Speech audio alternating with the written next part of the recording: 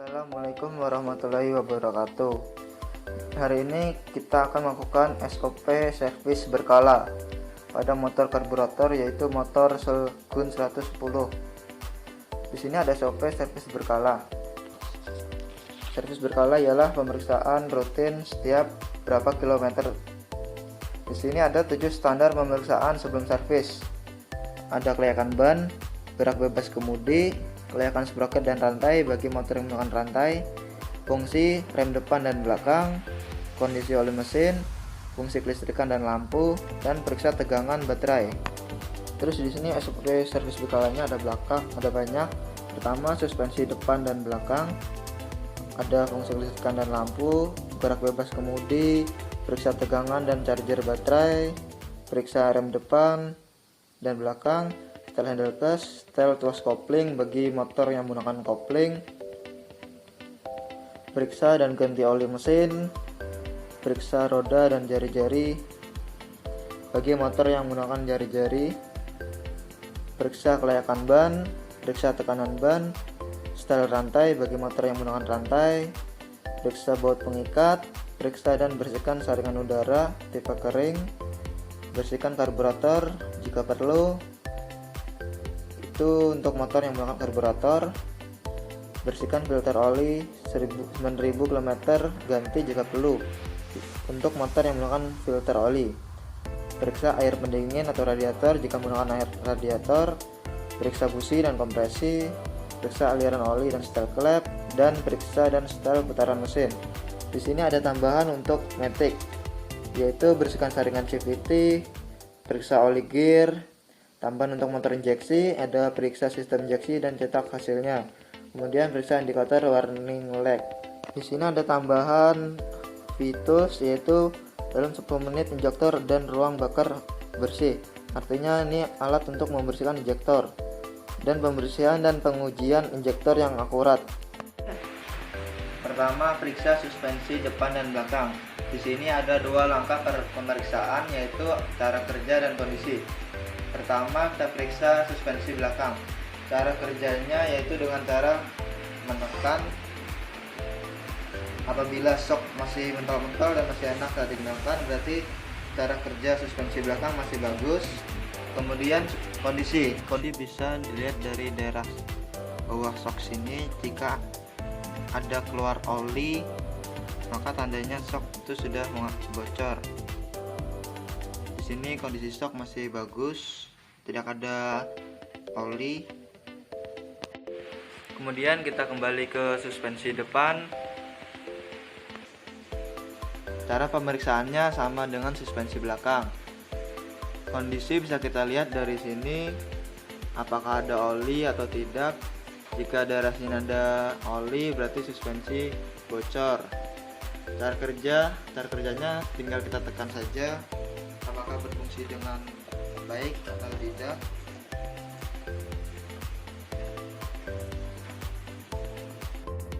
Ya, lanjut. Di sini ada fungsi kelistrikan dan lampu. Meliputi ada lampu sen atau lampu riting kanan, kiri, lampu utama, jauh, dekat, klakson, dan ada lampu rem. Gerak bebas kemudi. Di sini gerak bebas kemudi dicek ada 2 cara, yaitu cara kerja dan kondisi. Di sini cara kerjanya bisa sambil ditekan bagian belakang, sambil diputar apakah berfungsi dengan baik, sambil dirasakan apakah ada terasa berat atau tidak. Kemudian cek untuk kegocakannya. Untuk kegocakan bisa kita goyang-goyang sambil dirasakan gocak atau tidak. Di sini kondisinya masih bagus. Kemudian periksa tegangan dan charger baterai jika kondisi baterai lemah. Di sini saya menggunakan alat multitester. Arahkan selektor ke volt DC 50. Kemudian letakkan kabel yang berwarna hitam ke negatifnya aki, kemudian yang berwarna merah ke positifnya aki. Di sini hasil menunjukkan aki bertegangan 12 volt. berarti aki dalam kondisi bagus. Kita lanjut pemeriksaan rem depan dan belakang. Di sini rem depan menggunakan jenis rem cakram dan rem belakang menggunakan rem tromol. Pertama kita akan memeriksa jarak main rem cakram. Jarak main rem cakram yaitu 1,5 sampai 2,5 cm. Di sini kita mengukurnya dengan menggunakan penggaris. Letakkan penggaris, posisikan angka 0 di handle rem, kemudian tekan handle rem. Di sini menunjukkan hasilnya 1,5 cm. Di sini berarti masih sesuai atau masih standar. Kemudian cara kerja bisa kita cek, yaitu dengan cara memutar roda sambil mengerem. Jika roda berhenti, berarti cara kerja rem depan masih bagus dan kampas remnya masih tebal. Kemudian kita lanjut ke rem belakang. Sama seperti rem depan, yaitu kita cek jarak main dan cara kerjanya. Untuk mengukur jarak mainnya kita menggunakan penggaris juga. Kita letakkan di sini, posisikan 0 sejajar dengan injakannya ini. Kemudian kita tekan ke bawah. Bisa kita lihat di sini hasilnya jarak main rem belakang 2,5 cm. Standarnya yaitu 2 sampai 3 cm. Kemudian cara kerjanya yaitu dengan cara memutar roda sambil direm. Jika roda berhenti, tandanya kampas masih tebal dan cara kerjanya masih bagus. Lanjut, di sini ada setel handle gas. Setel handle gas di sini jarak mainnya untuk motor bebek sekitar 2 sampai 7 mm. Untuk motor matic sekitar 1 sampai 2 cm. Jika jarak main gas terlalu dekat, bisa bahaya. Pertama, kabel gas akan tertarik ketika stang belok. Kemudian motor bisa nyelonong kalau secara tidak sengaja gas terbuka. Di sini cara mengukurnya bisa menggunakan penggaris. Pertama, kita tandai satu sisi menggunakan pulpen. Kemudian kita letakkan penggaris, stang kita luruskan. Ini jarak main gasnya 5 mm. Jika kurang bisa kita setel di bawah sini. Ini ada setelannya, masing-masing motor berbeda. Kemudian kita coba belokkan stang, apakah masih ada jarak mainnya. Jika masih ada berarti handle gas aman. Oke, lanjut yaitu periksa dan ganti oli mesin. Olinya ada di sini untuk motor bebek. Kita buka menggunakan tang.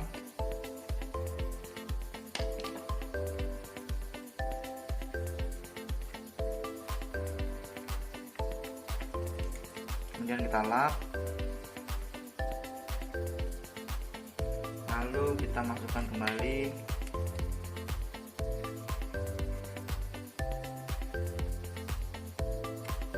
Kita buka kembali untuk mengecek kondisi olinya.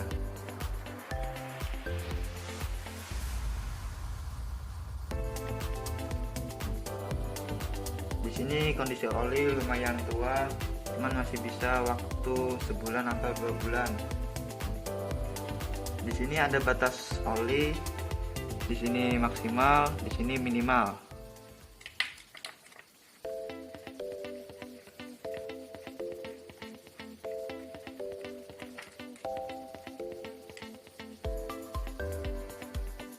Di sini oli mencapai batas maksimal. Berarti oli tidak ada pengurangan atau kebocoran. Kita tutup kembali.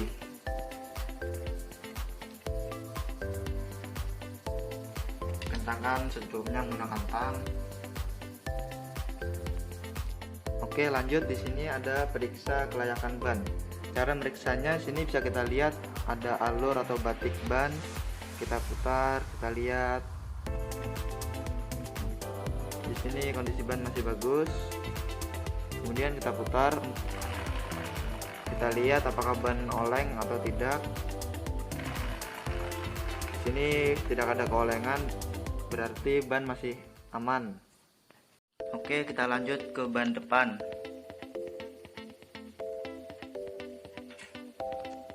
Cara pemeriksaannya sama seperti ban belakang. Kita lihat alur atau batik-batik bannya.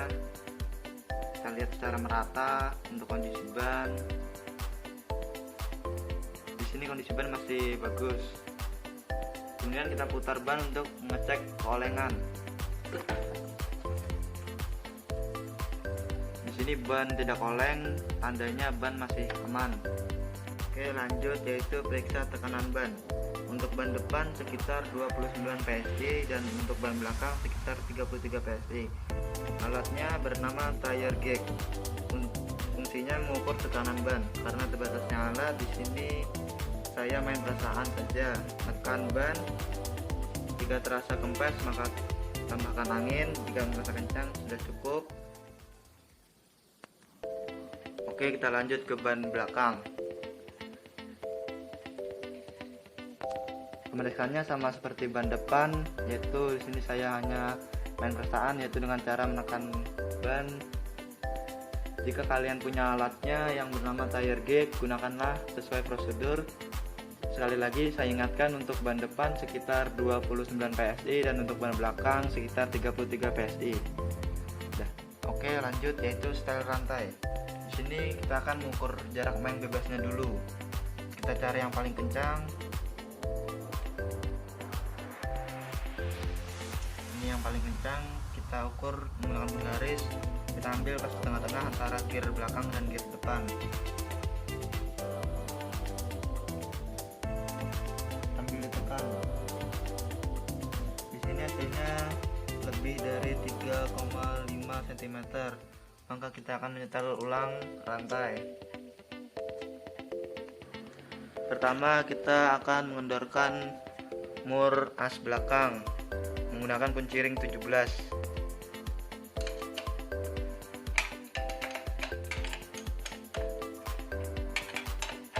Jika sudah cukup, maka kencangkan baut penyetel rantai karena tadi lebih dari 3,5 cm.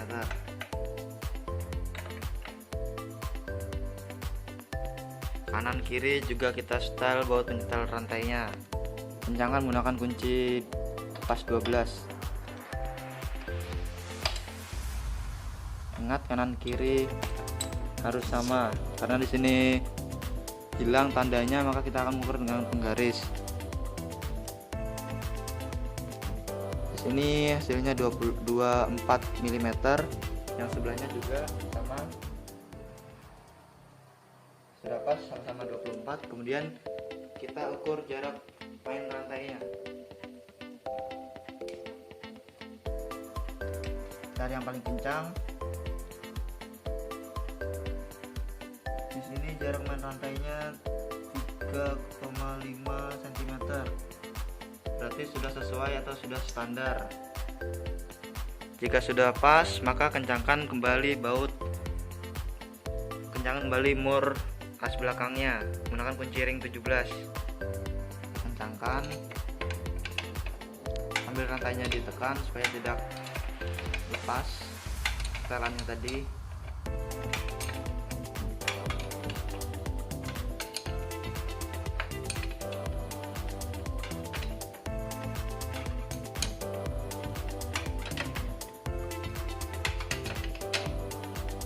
Sudah cukup, maka kita akan mengukur kembali jarak mainnya. Kita ukur kembali setelah dikencangkan mur as belakangnya.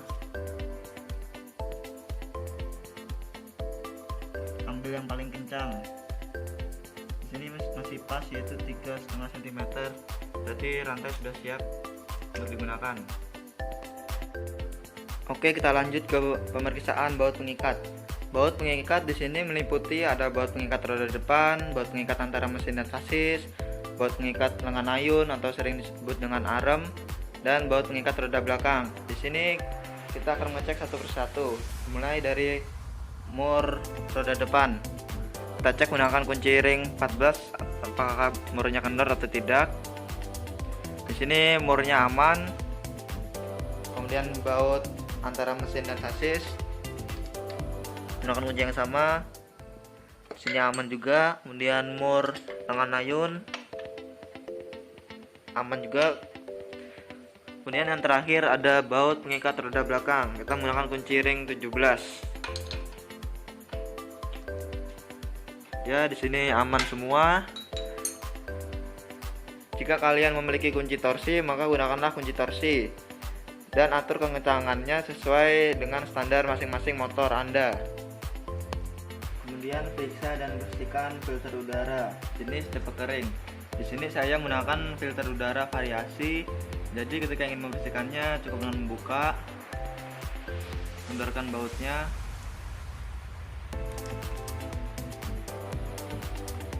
Kemudian lepas, tinggal kita bersemprot-semprot menggunakan kompresor. Ketika sudah bersih, maka pasang kembali. Kemudian langsung lanjut ke bersihkan karburator. Di sini saya akan mengecek karburator dulu dalam kondisi bersih atau kotor. Jika bersih, tidak perlu dibersihkan. Jika kotor, wajib untuk dibersihkan. Pertama kita lepas selang bensinnya dulu.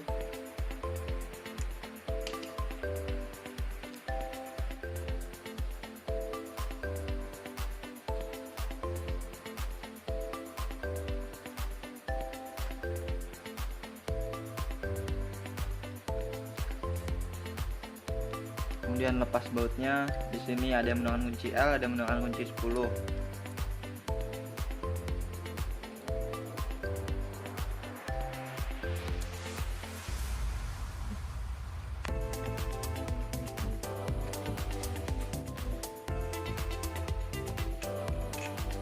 Lepas baut keduanya.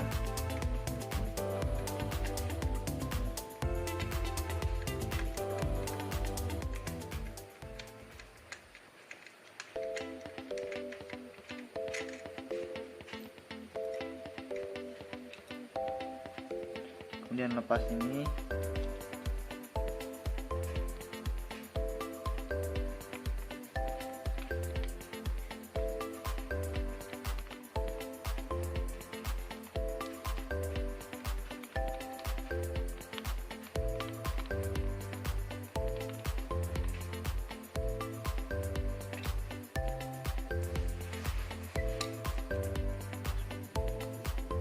Kemudian lepas bak untuk menampung minyaknya,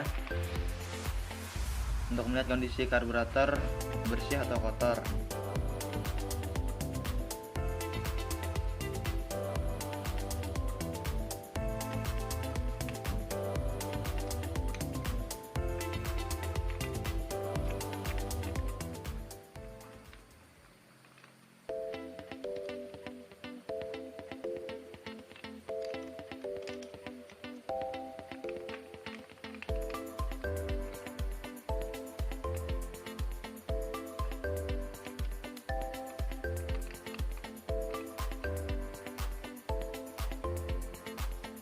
Setelah selesai melepas bautnya, kemudian tinggal angkat saja. Di sini kelihatan kondisi karburator jika bersih dan kotor. Ini bisa kita lihat sendiri, kondisi karburator saya masih bersih, jadi tidak perlu dibersihkan kembali. Cukup rakit kembali dan pasang.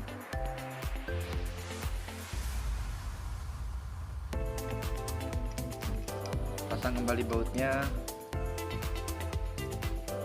Di sini ada 4 baut.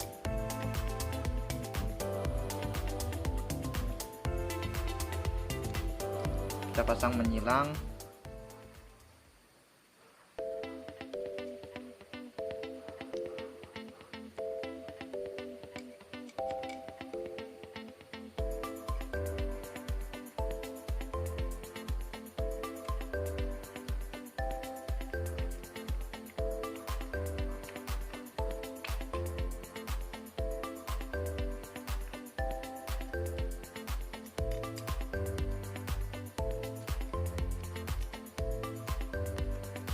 Kencangkan menggunakan obeng, kencangannya menyilang.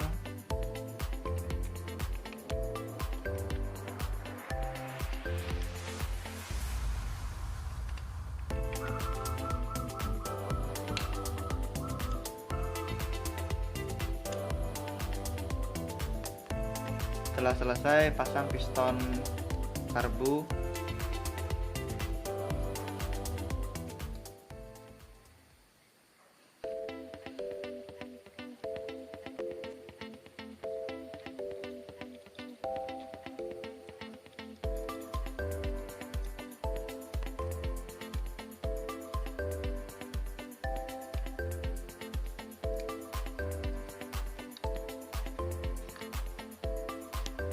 pemanasan masuk, baut,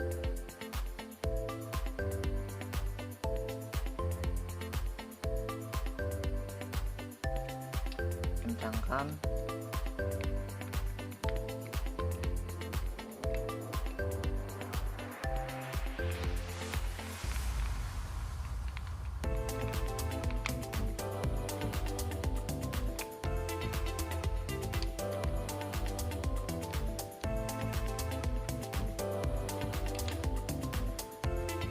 kemudian pasang karburator ke manifold,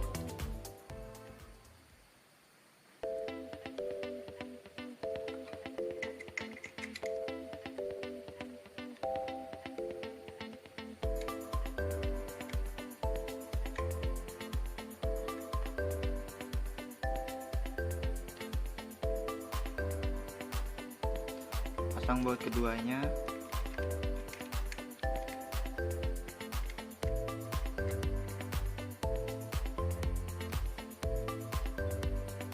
kencangkan,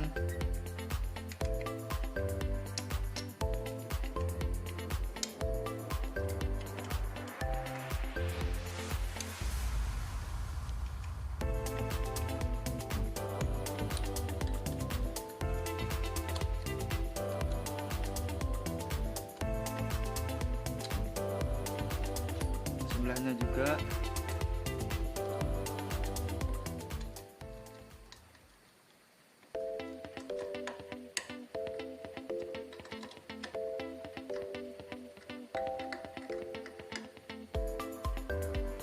Kemudian pasang filternya,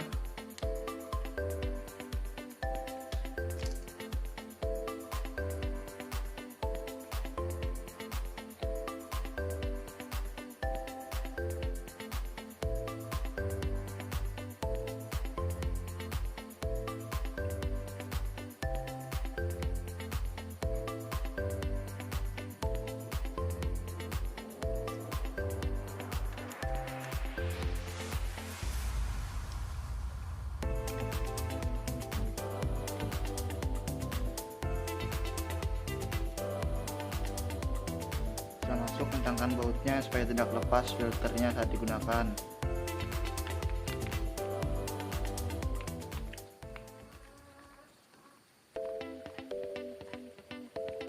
Jangan lupa pasang selang bensin.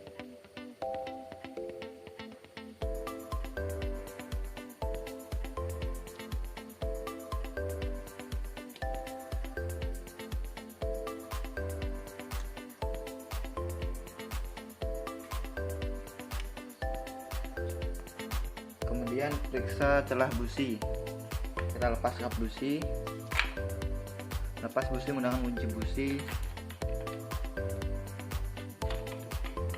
Jika keras, gunakan lobeng untuk bantuan.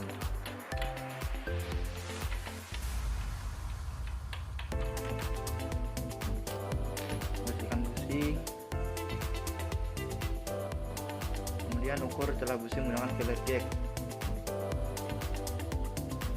Di sini fillet gauge-nya saya akan mencoba dengan ukuran 0,7 mm.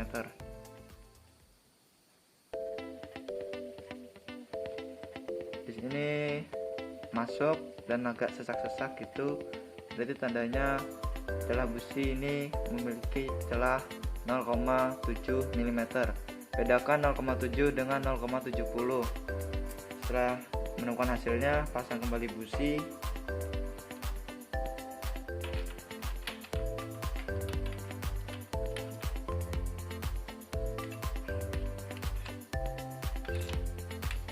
Pasang kap busi. Kemudian kita coba motor hidup atau tidak.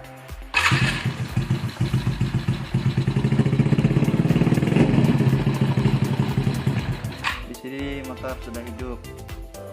Akhir periksa dan setel setelan mesin. Untuk motor karbu, setelannya ada di karburator, yaitu ada di setelan gas dan setelan angin. Untuk menyetelnya, kita nyalakan motor.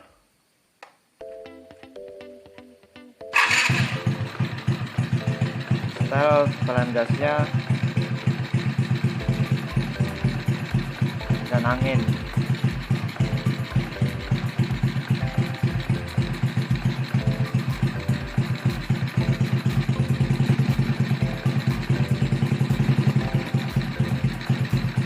Jika dirasa motor sudah merasa langsam, itu tandanya setelannya sudah benar atau siap untuk digunakan.